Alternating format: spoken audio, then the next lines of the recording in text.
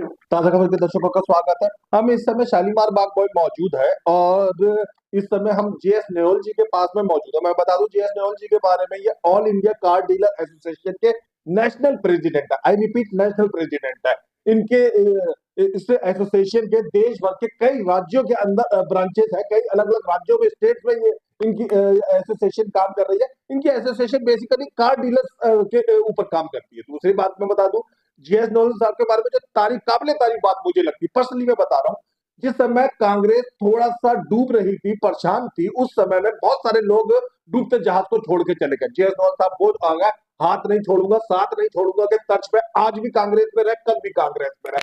ये वो शख्स हैं जिनको मैं जानता हूं कि जब 2013-12 में शीला दीक्षित की सरकार थी, इनका डायरेक्ट सीएम ऑफिस में आना था, इनका डायरेक्ट सोनिया जी के घर में आना जाना सब हुआ करा करता था। निगम का चुनाव भी लड़ चुके हैं, विधानसभा का चुनाव भी लड़ चुके हैं। अब इस समय हम कार डीलरों की परेशानी और उनकी सहूलियत पे सीएम रेखा गुप्ता सरकार का क्या कदम है, उस विषय में बात करने की मौजूद है। नेहोल साहब, बहुत बहुत स्वागत है आपका। धन्यवाद जी। मैं सबसे पहले चाहूंगा कि हम मुद्दे को उठाएं, उससे पहले कार डीलर एसोसिएशन के बारे में दर्शकों को बताएं। देखो, ये कार डील को आज 25 साल हो गए दिसंबर में जी। अभी इसकी सिल्वर जुबली करने जा रहे हैं हम 28 फरवरी को बड़ी धूमधाम से। और 25 स्टेटों में हमारा संगठन है। कोई किसी तरह की कोई प्रॉब्लम परेशानी आती है तो हम उसकी मदद करते हैं, चाहे वो प्रशासन की हो, चाहे वो पब्लिक की हो, चाहे किसी डीलर टू डीलर प्रॉब्लम हो, चाहे कोई क्राइम में आदमी फंस जाता है या गलती से फंस, उसका पूरी मदद करते हैं। और पूरे हिंदुस्तान में सब लोग जानते हैं एक ही मात्र ऐसा संगठन है ऑल इंडिया कार एसोसिएशन, दूसरा कोई इस तरह का संगठन है नहीं। आगे आप पूछोगे जो मैं बताऊं। कार डीलर का मतलब अगर आप गूगल पे सर्च करें तो सबसे पहले आपका ही संगठन सबसे पहले सामने आता है। सिंगल हमारा ही है, कोई दूसरा है भी नहीं ऑल इंडिया लेवल पे। जी। बाकी छोटे छोटे लेवल पे तो स्टेट लेवल टाइप की। वो होते हैं, स्टेट लेवल में नहीं, एरिया वाइज। अच्छा। नेशनल लेवल पे हमारे एक संगठन है जी। जिसको 25 साल से हैंडल कर रहा हूँ।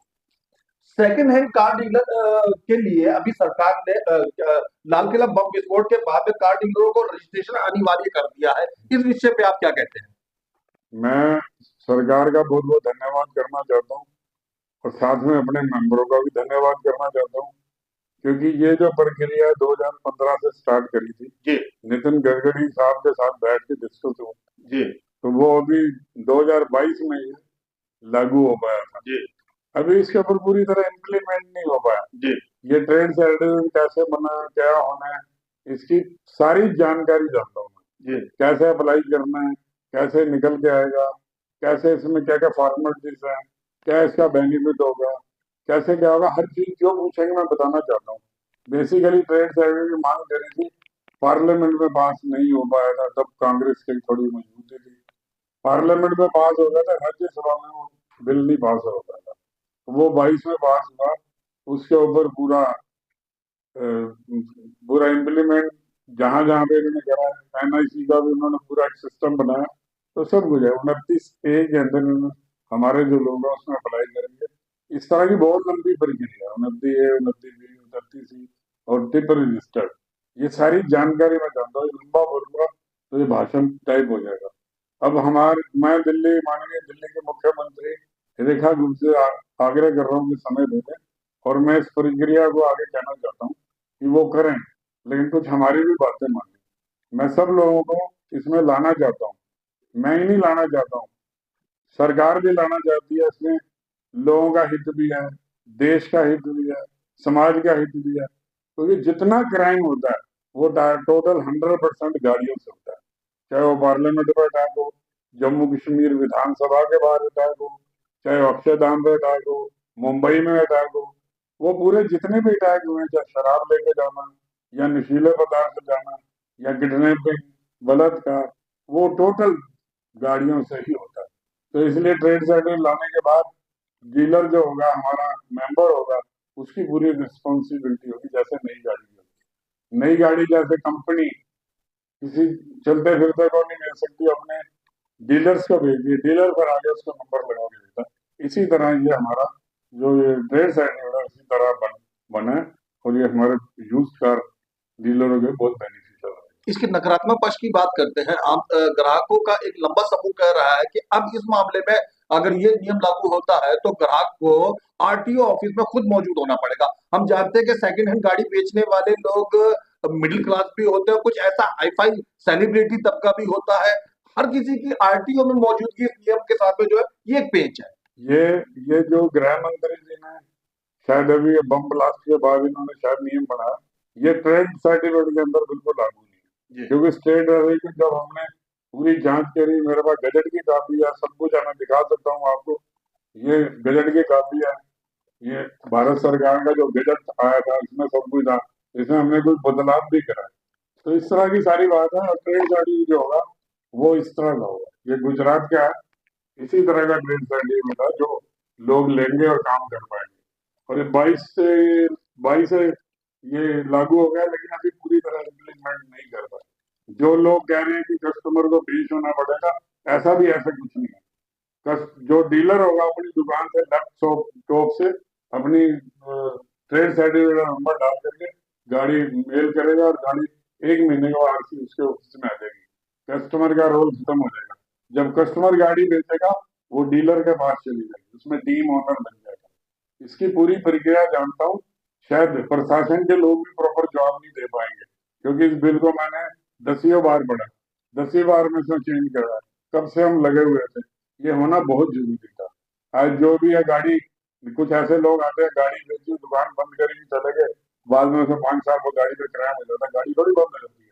वो फिर उसमें लोगों को दिक्कत आती है, रजिस्टर ओनर को दिक्कत आती है, हमारे लोगों को दिक्कत आती है। तो इस तरह का एक बड़ा बड़ा मामला है। तो इसके ऊपर मैंने माननीय मुख्यमंत्री जी को यही कहना है कि अगर इसको आपने लागू करना है, मैं बहुत खुश हूँ। आप इसमें पूरी प्रक्रिया करें, लेकिन सबसे पहले उसको इम्प्लीमेंट करें। आप इसको लागू करने की बात करें, आपके पास कोई सिस्टम ही नहीं है। मैं NIC में भी गया था, वहाँ इनका पूरा सिस्टम बना, वो भी चालू नहीं है। मान लो मैं गाड़ी को ट्रांसफर करता हूँ, उसमें दिक्कत आती है, तो आरटीओ में ठीक नहीं होगी, NIC में ठीक होगी, वहां जाके आपको रिक्वेस्ट करनी पड़ेगी। ये पूरे सिस्टम की पूरी तहकीकात जानता हूँ। 25,000 रुपये इसकी फीस है। इस तरह का बहुत बड़ा ये सिस्टम है, उसको पूरा बताऊंगा। जो आदमी करेंगे अपने घर बैठ के इसको अप्लाई करेगा, कहीं इसको जाने की जरूरत नहीं, कहीं इसको बोल देंगे कोई हार्ड कॉपी मांगता है, this is a very wrong. अभी कह रहे इंक्वायरी होगी पुलिस की इंक्वायरी क्या होगी, जब मैं सब कुछ दे रहा हूँ अपना, पुलिस क्या इंक्वायरी करेगी बताओ। मैं वॉलंटियर होकर सब कुछ दे रहा हूँ, अगर वो ओके है तो तभी आप ट्रेड सर्टिफिकेट दे रहे हैं। तो इस तरह का बहुत बड़ा लंबा मामला है। तो इसीलिए सरकार से जुड़े हुए लोग आपको देख रहे हैं। मैं कुछ एक डीलरों की बात करता हूँ। अभी जो बम विस्फोट हुआ जिसमें जो गाड़ी थी वो 5-6 डीलरों के द्वारा बेची गई। कार बेचने वाले दुकानदारों के बारे में हम बात करते हैं। आमतौर पे शराब माफिया जो गाड़ी छोड़ के भाग जाता है, उसमें शराब पक जाती है। चरस माफिया जो गाड़ी छोड़ के पक जाती है। ऐसी गाड़ियां आमतौर पे 5-6 डीलरों के द्वारा बेची जाती है, एक ने दूसरे को, दूसरे तीसरे को। जब पुलिस कार्रवाई होती है तो पांचों सातों को लपेटा जाता है। इस विषय में आपको क्या लगता है, क्या नियम होना चाहिए? मैं तो एक ही बात देश के प्रशासन को, देश की पुलिस को, जो मेरा मेंबर है अगर वो कहीं भागता है तो उसकी रिस्पॉन्सिबिलिटी मैं लेता हूँ। जब उसको मेंबर बनाते हैं, उसको आई कार्ड देते हैं, उसका आधार कार्ड देते हैं, उसका पैन कार्ड देते हैं, उसकी फोटो लेते हैं, उसका प्रूफ लेते हैं। 25 में से चाहे किसी भी स्टेट का हो। वो किसी भी, और वो किसके थ्रू बना है वो भी लेता हूँ। कल को भाग जाए तो उसको, जो उसके बनवाने के लिए आया, उसका भी डाटा मेरे को आता है। ये वो बंदा था जो पार्लियामेंट में अटैक हुआ था, अच्छा। और इन्होंने गाड़ी को बेची थी। ये सातों लोगों को पुलिस प्रशासन ने बिल्कुल फ्री कर दिया, क्योंकि वो इसलिए कर दिया कि इन्होंने उसकी आईडी ले रखी थी, ये एसोसिएशन को फॉलो करता था, जी। ये एसोसिएशन की जो व्हाट्सएप ग्रुप को देखता रहता था। जी। इसने उसकी आरसी की कॉपी भी ली, उसकी आईडी भी ली, उसका पैन कार्ड लिया, आधार कार्ड लिया, उसकी फोटो ली, गाड़ी डिलीवरी टाइम डालते उसकी फुटेज ली, जो सीसीटीवी कैमरा उसकी फुटेज थी, गाड़ी सामने थी, उसका नंबर था फ्लैश हो रहा था। तो ऐसा अगर उसने ये फॉलो नहीं किया होता तो ये जेल की सलाखों पे पीछे होता। आज इसको प्राउड और गर्व है अपनी एसोसिएशन पे, इसने एसोसिएशन को फॉलो करा था इसलिए बचा। तो इसीलिए इन्होंने ट्रेड सर्टिफिकेट पे जोर दिया। ये देखो, ये ट्रेड सर्टिफिकेट गुजरात का है, ये आज तो नहीं मेरे हाथ में, ये पहले से ही हमने इसको इम्प्लीमेंट जहां जहां हो रहा है। अब ये गुजरात का फर्स्ट हमारा स्टेट प्रेसिडेंट है जिसने लिया था। कुछ लोग ऐसे हैं जो इंटरेस्ट हो गए इसको लेना चाहते हैं, और कुछ लोग ऐसे हैं जो टैक्स देना नहीं चाहते, वो गलत काम करते हैं। ढंग से काम नहीं करते। मैं तो कह रहा हूँ जो हमारे मेंबर नहीं है, आज पूरे देश को आह्वान करना चाहता हूँ आपके मीडिया के माध्यम से, वो गाड़ी ना ले ऐसे लोगों से, क्योंकि वो गलत काम करते हैं। जो मात्र एसोसिएशन फ्री सेवा कर रही है, उनमें ईगो प्रॉब्लम है, क्यों करते हैं ऐसा काम? वो एसोसिएशन को फॉलो करें, एसोसिएशन तो सेवा कर रही है उनकी, एसोसिएशन उनके लिए लड़ रही है, पिछले 25 साल से लड़ रहा हूँ। कोई भी आदमी पूरी उंगली नहीं उठा सकता, कोई किसी तरह का एलिगेशन हो, कोई हमने अलग से वो उससे चार्ज लिया हो, कोई अलग से जानकारी, मात्र छोटी सी मेंबरशिप लेते हैं, उसी से पूरा करते हैं। अभी आप सिल्वर जुबली करेंगे, आप आओ, पूरे हिंदुस्तान के केंद्रीय मंत्री, मुख्यमंत्री, बड़े बड़े नेता, मेंबर ऑफ पार्लियामेंट, बढ़िया बढ़िया एमएलए सब आए मेरे फंक्शन में, चाहे वो गवर्नर है, आज बंगारू दत्तात्रेय, कोई ऐसा लीडर नहीं जो ना आया हो। तो इस तरह का बहुत बड़ा सिस्टम हमने ये बनाया था, उसको चल रहा है आज। आज मैं तो बार बार कह रहा हूँ प्रशासन, अगर ये ट्रेड सर्टिफिकेट लेते हैं, ये ट्रेड सर्टिफिकेट, सबसे पहले सरकार की अर्निंग बढ़ेगी, पुलिस का काम घटेगा, कोर्ट का काम घटेगा, क्राइम कम होगा, साफ सुथरा व्यापार होगा, चलता फिरता आदमी गाड़ी नहीं बेचेगा, जो ठगी ठोरी करता है बाहर हो जाएंगे, लोन होता है तो मेरे डीलर से पेमेंट ले दी जाती है, बाद में लोन क्लियर नहीं कराता। ट्रेड सर्टिफिकेट का मतलब है अपने आप को 100% सेफ साइड। स्कूल के प्रिंसिपल की सुनवाई होती है क्योंकि वो प्रिंसिपल होता है, खेल के किसी कैप्टन की सुनवाई होती है क्योंकि कैप्टन होता है।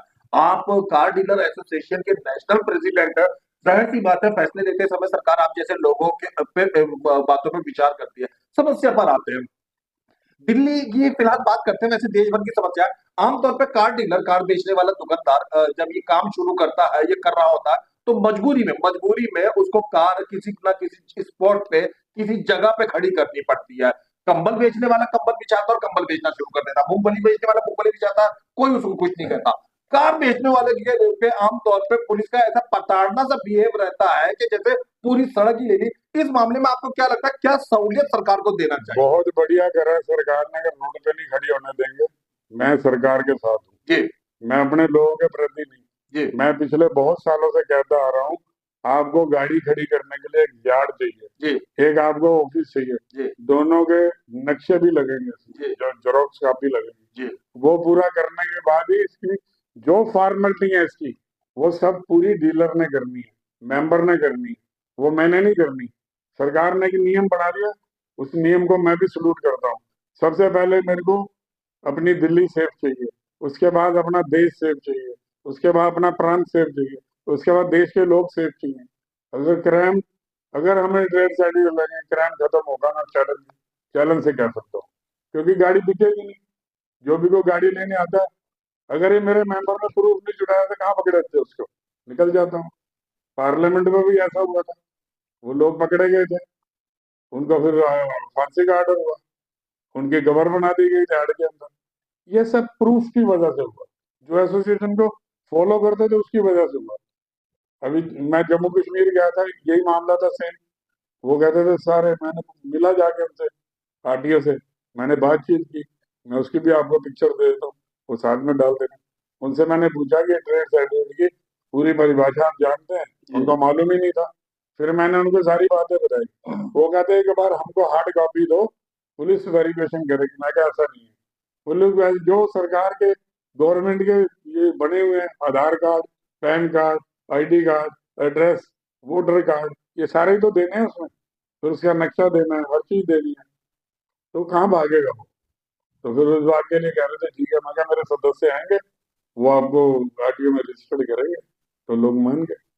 इस साल में 2,36,423 पुरानी गाड़ियों का रजिस्टर्ड हुआ। हमने अभी तक बड़े कार डीलर के पक्ष में या उनसे सहानुभूति रखने वाली बात करी। अब थोड़ी बात करते हैं, महिलाओं की आमतौर पर शिकायत रहती है कि कार डीलर से जब वो कार ले लेती है, उसके बाद में जब वो आफ्टर जाती है तो बिहेवियर बेहतर नहीं रहता है। ऐसे में आप अपने कार डीलर भाइयों को क्या कहना चाहेंगे? देखो, मैं आपको दोबारा बोलना चाहता हूँ, ये जो ट्रेड सर्टिफिकेट आने के बाद रोड पे ना गाड़ियां खड़ी होंगी, ना हमारे सदस्य खड़े होंगे, ना डीलर खड़े होंगे, जो इनका ऑफिस होगा उसके अंदर बैठेंगे, गाड़ियां अपने यार्ड में लगाएंगे। ये जब ही तो होता है क्योंकि जगह नहीं है। मैं तो सरकार से मांग करता हूँ इस ऑर्डर के कारण, कि हमारे लोगों को जगह अलॉट कर दो, चाहे वो 10 किलोमीटर दूर कर दो, हम लेने को तैयार हैं, उसकी पेमेंट देने को तैयार है। हम भी चाहते हैं, हमारे लोग भी चाहते हैं, ये मान सम्मान और इज्जत और रिस्पेक्ट मिलनी चाहिए। अगर जो कोई ऐसा आदमी करता है जो आते जाते औरतों और लेडीज पे तंज करता है, मैं उसका पूर्ण विरोध करता हूँ। चाहे मेरा मेंबर हो, चाहे मेरा बेटा हो, चाहे मेरा भाई हो, चाहे मेरा एसोसिएशन का कोई भी पदाधिकारी हो, मैं उसकी निंदा और विरोध करता हूँ। औरतों का जो सम्मान नहीं करता वो जिंदगी में कामयाब नहीं हो सकता। उसके घर में भी माँ भी है, बहन भी है, वाइफ भी है, बच्चे भी हैं, वो पहले उधर ध्यान दे। ये ऐसा कुछ नहीं है। ये लोग कुछ एक बात को बढ़ा के कहते थे। बहुत चेंज आया एसोसिएशन बनने के बाद, और मैं बहुत स्टिक हूँ। मैं किसी की फेवर नहीं करता गलत काम करने पे। अगर वो आदमी गलत नहीं है, भले मेरे को सरकार से भी टकराना पड़े, प्रशासन से टकराना पड़े, चाहे मेरे को पुलिस डिपार्टमेंट से खड़ा होकर बोलना पड़े, मैं बात रखता हूँ। अगर मेरा बंदा गलत है तो मैं क्या करूंगा कि इसको छोड़ दो, ये गलत है। सिर्फ कुछ नहीं करना, गाड़ी को बेचते टाइम उसके नियम फॉलो करने हैं। अगर आपने पूरे नियम फॉलो कर दिए तो आप कभी फंसोगे ही नहीं, आप निश्चिंत होकर काम करो। काम तो हमने करना नहीं, पैसे अंदर आ गए, कई लोग ऐसे उसके बाद पहचानते ही नहीं कस्टमर को। बहुत सारी शिकायतें आती हैं। मेरे को कस्टमर डायरेक्ट फोन करते हैं पैन इंडिया से, ये गाड़ी ली है, इसमें ये निकला है, मैंने झूठ बोला है। तो मेरे को आगे बीच में खड़ा होकर बोलना पड़ता है गलत कर रहे हो, ऐसा मत करो। तो एसोसिएशन का वजूद है, एसोसिएशन के लोग बात मानते हैं, और ये ट्रेड शेड्यूल लागू होगा। पहले दिल्ली के मुख्यमंत्री से मिलूंगा, उनसे पूरी बात करके उसके बाद इसको सारा काम लोगों को बोल दूंगा, लोग ले लेंगे। जब चिरंजीव की सरकार थी 2011-12 में, आपने सरकार को एक प्रस्ताव भेजा था, सुझाव दिया था कि जिस तरीके से अनाज मंडी और सब्जी मंडी अलग अलग जिले में दिल्ली में मौजूद है, ऐसे एक कार मंडी की स्थापना करी जाए। कई साल लगा, अब तो फिर सरकार ही बदल गई। क्या लगता है, क्या उस सुझाव का अब जरूरत रह गई है? सबसे पहले तो मैं आपका धन्यवाद करता हूँ, आपका इतनी ज्यादा मजबूत है इतने साल बाद भी, मेरे को बहुत खुशी हो रही है। ऐसे मीडिया वालों को सपोर्ट भी करता हूँ जो इतना पुराना मेरा बोला हूँ बयान भी सामने रख रहे हैं। मैं आज भी मांग करता हूँ, अगर सरकार कहती है कि लोगों को हम ट्रेड सर्टिफिकेट देंगे, जगह हमारे पास है नहीं, कहाँ से जाएंगे? रोड पे गाड़ी आप खड़े नहीं होने दोगे, तो हमको जगह दे दो ना, हम पैसा देने को तैयार हैं। आप बना दो, 4 डिस्ट्रिक्ट में बना दो, चारों मंडी, बीच में गाड़ी नहीं लगेगी। मतलब जैसे आजादपुर मंडी, गाजीपुर मंडी टाइप है, इस तरीके से एक कार मंडी बना दी जाए तो इससे डीलरों को ही सुविधा होगी। दिल्ली के चारों कोने में बना दे, दिल्ली साफ हो जाएगा, आधा ट्रैफिक तो वैसे ही खत्म हो जाएगा जी। तो मैं तो मांग करता हूँ आपके माध्यम से, आपके चैनल के माध्यम से, शायद सरकार मेरी बात ना सुने, आपकी बात सुन ले, तो मैं तो धन्यवाद आप ही का करूंगा, आपका वेलकम करूंगा। अभी 25वीं सिल्वर जुबली कर रहा हूँ, अगर ऐसा हो जाए तो सबसे ज्यादा सम्मान मैं आपको देने वाला हूँ। नहीं, उसकी कोई जरूरत नहीं, जनता हित की बात करने के लिए मीडिया मौजूद है। अब आ जाते हैं अंतिम बात की तरफ। 28 दिसंबर के कार्यक्रम की आप दर्शकों के सामने कई बार जिक्र कर चुके हैं। मैं चाहूंगा कि हजारों लाखों दर्शक आपको देख रहे हैं, बताएं कि क्या कार्यक्रम आप करने जा रहे हैं? 28 दिसंबर में 28 फरवरी जी, क्या करने जा रहे हैं जी? कुछ नहीं, पूरे लोग आएंगे उसमें, जो हमने एसोसिएशन के। हाँ 25 साल में जो हमने काम किया है उसके बारे में बताएंगे जी और आगे क्या हमारी पॉलिसी है जी। फर्दर, उसके बारे में रामलीला मैदान में।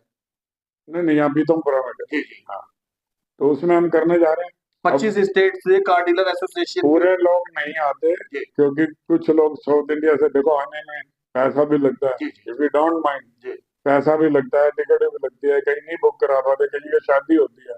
तो जितने लोग आएंगे उसका मैसेज आता है। जो हम मीडिया बुलाते हैं, social media, electronic media, print media, national media, उसके माध्यम से पूरे इंडिया को मैसेज जाता है, इसमें बताने वाली कोई बात ही नहीं।